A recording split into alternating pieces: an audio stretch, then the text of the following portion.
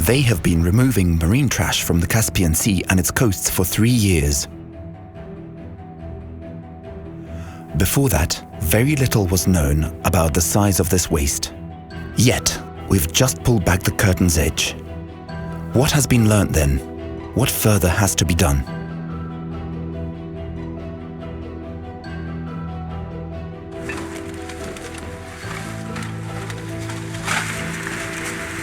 As we previously demonstrated, fishing nets, plastic bags and bottles are not the only types of marine trash.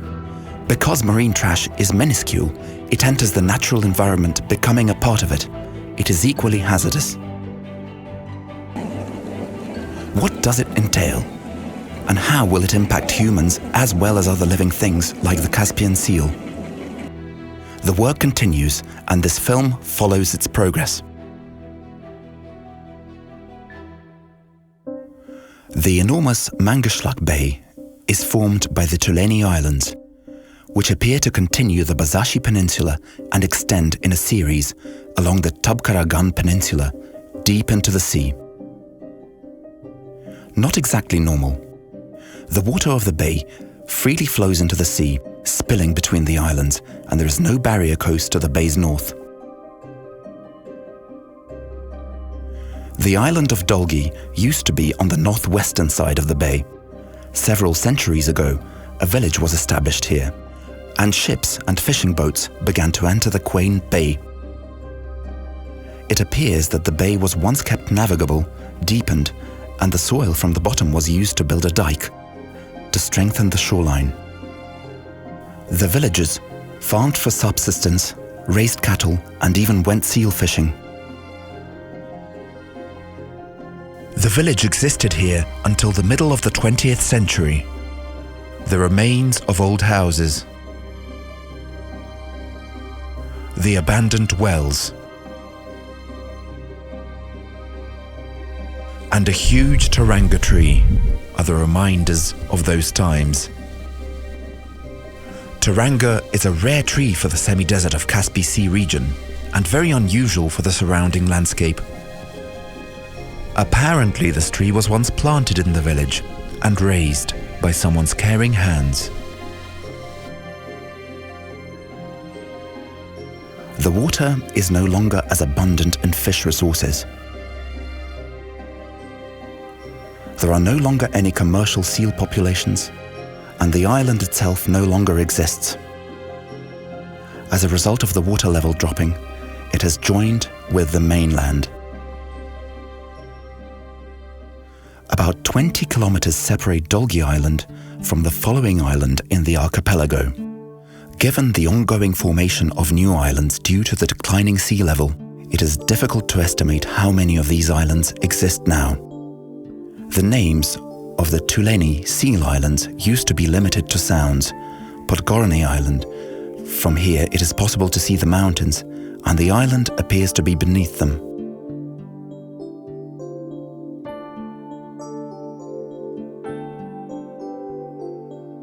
Morskoy Sea Island, because it faces to the sea directly.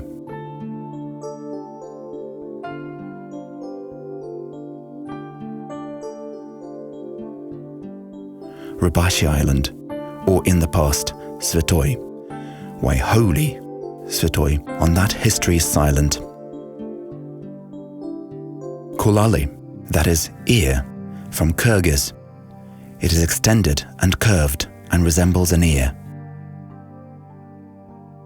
Novi, New Western, Novi, New Eastern, although other more memorable names may have been used, becomes the term given to the recently emerged islands.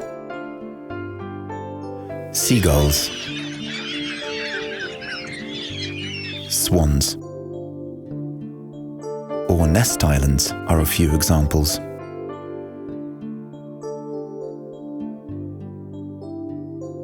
Since numerous bird tribes live in the spaces between the islands and on the islands themselves. However, today barely anyone requires it. The era of geographic exploration in the region of the world is ended, and both the passage of the sea and the formation of new islands are now commonplace. The emergence as a result of shoaling, bottom shifting by ice during the winter, and overgrowth of land areas generated in the sea illustrate the unity of origin of the Tuleni Islands. Because of this, the entire chain of islands stretching from Dolgi to Kolali can be regarded as an archipelago, or a group of islands with a common origin and position. The Tuleni Islands archipelago got its name from the commonality of the primary animal species and human activities on them. These islands were once joined to form a peninsula during the Mangashlak regression, or the decrease of the sea level. There were ancient people living here in settlements around 8,000 years ago. The discovery of Neolithic stone tools on the shore of Kolali Island, the archipelago's westernmost and largest island, serves as evidence for this.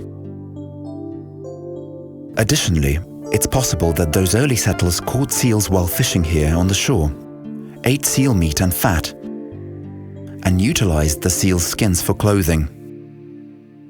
People began to inhabit the island much later, in the 19th and 20th centuries. They arrived on buddhas, chumboats, and eventually motorboats called sealers.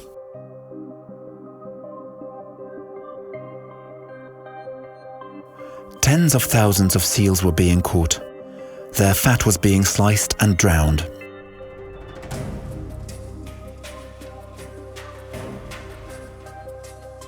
And unmade sealskins with fat, known as horovins, were being transported to the spacious land. Overall, they had a thriving seal hunting, and they were able to live and even thrive because of this hunting. This community on Kolali Island did not persist very long. It vanished along with the seals. The seals have been broken. However, the archipelago's name, the Tuleni Seal Islands, has been kept. The Kolali terrain is a sea-encircled semi-desert. The island of tamaracks is the epitome of beauty. Flowering plants adorn it, giving it the appearance of the mainland. Shell rock can be found everywhere, giving the idea that the water surrounds the island and that it was once submerged before it rose and flooded everything. On the island, you mostly sense a change in the environment. The shrubs' branches are painted with elaborate designs by the wind. We believe it is simple to decipher these transitory records of nature. Therefore, we must protect this region of our world where everyone has the right to exist. In the Caspian Sea, sinks and surges are common. Even if you pause briefly on the beach, you must take this into account.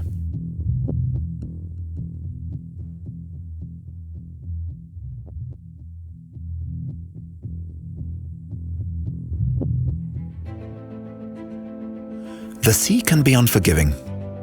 During the night, we battled and resisted strong gusts and storms, and the next morning we were met with gentle sunshine and prepared to set out.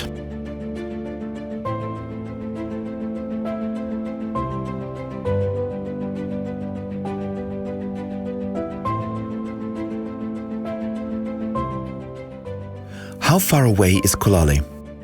In calm conditions, you can take a boat from the port of Bautina and get to the island in approximately an hour. The distance between them is around 40 kilometers. However, the uniqueness of our job is that we must operate in shallow water, which is inaccessible to normal boats. An airboat, which could navigate in shallow water and transport both expeditionary gear and marine debris that we collected, served as our primary piece of equipment. As a result, we traveled down the island's rocky southern coast. We pitched up a tent and made ourselves at home on Kolali Island. Both the natives and us are acclimating to our new surroundings. Most importantly, we hide behind big shrubs and set our tents securely. Fortunately, there are substantial bushes and even tamarack trees growing here, unlike several of the locations we have discovered while looking for the seal haulouts. It's a wonderful small town.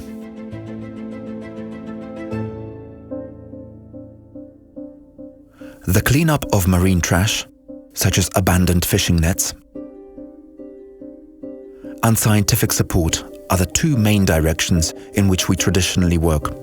Without scientific investigation, it is impossible to comprehend and evaluate how marine debris affects the Caspian Sea ecosystem species, which is represented by the Caspian seal.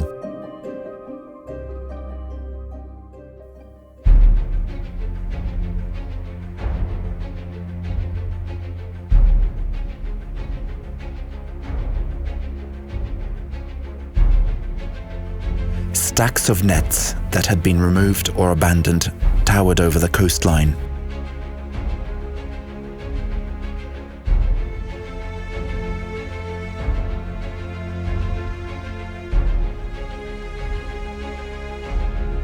And professionals labor very hard, with great skill, to dig out and uproot these nets from the sand.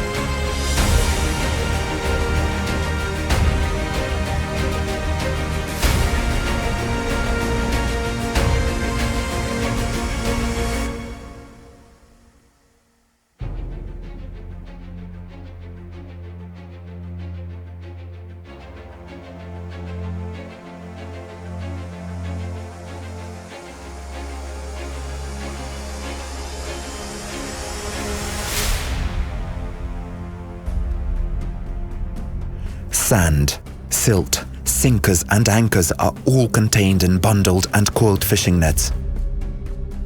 The combined weight thus exceeds several hundred kilograms.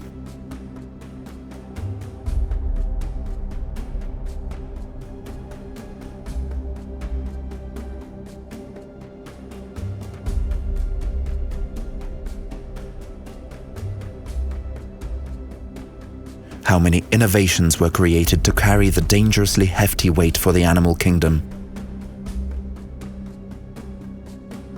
To remove abandoned nets from the coast, a team must persevere through all of the hard effort.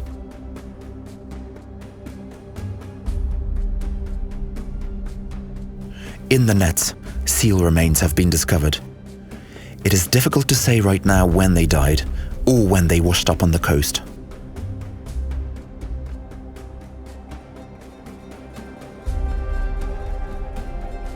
The sea disappears, and seal remains, both with and without nets, can be discovered up to approximately 100 meters from the coast.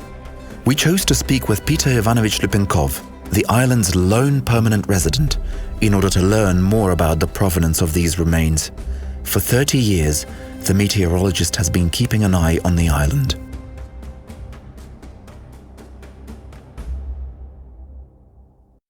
Вот здесь на берегу рыбацкие сети появляются, когда проходят западные, юго-западные, северо-западные сильные штормовые ветра. Здесь у нас буквально 10 километров от нас байдами выставляют сети, рыбачат. Много сетей бросает, рыбу вырезает.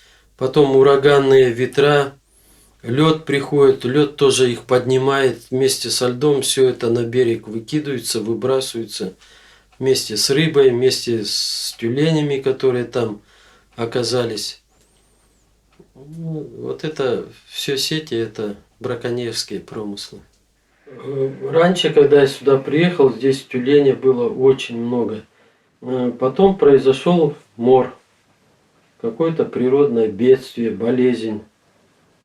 Тюлень, он практически весь погиб, начиная от Астрахани, от Ирау и кончая Туркменией, Ираном. Все было усыпано тюленями трупами. Тюленей стало очень мало. Если море очищать от сетей, конечно, уже тюленей будет меньше попадать и меньше гибнуть. Но надо не только на море работать, надо и на берегу другим организациям хорошо работать, чтобы как-то ограничить вот этот вот выезд всяких лодок, там, байт и все прочее. Как-то это контролировать надо, чтобы вы на море здесь собираете, а люди выезжают, обратно сети ставят, и получается, что так каждый год и будет. Они будут ставить, а вы будете собирать. We return by boat to our permanent tent camp. Incredible amounts of marine debris have been washed ashore. Everywhere you look, there is trash, and from the shore, the wind blows away into the sea anything the visitors had previously nailed or thrown away, possibly fishermen. Who else might come here frequently then?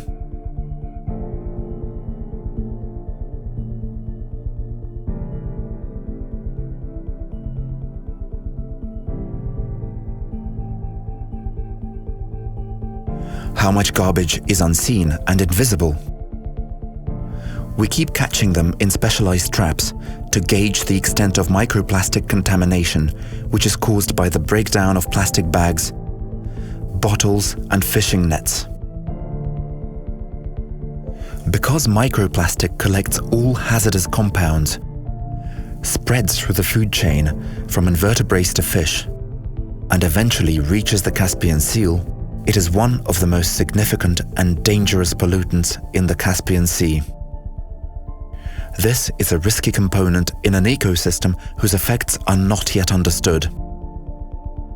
So, according to studies, there is a significant amount of marine trash, such as fishing nets, that have been abandoned along the coast and in the sea around Kulali Island. Westerly winds carry a lot of marine debris into the sea. The release of dead seals into the island's coast is also related to this situation. At the same time, surrounding communities in the Kazakhstani portion of the sea also contribute to the marine trash through their activities.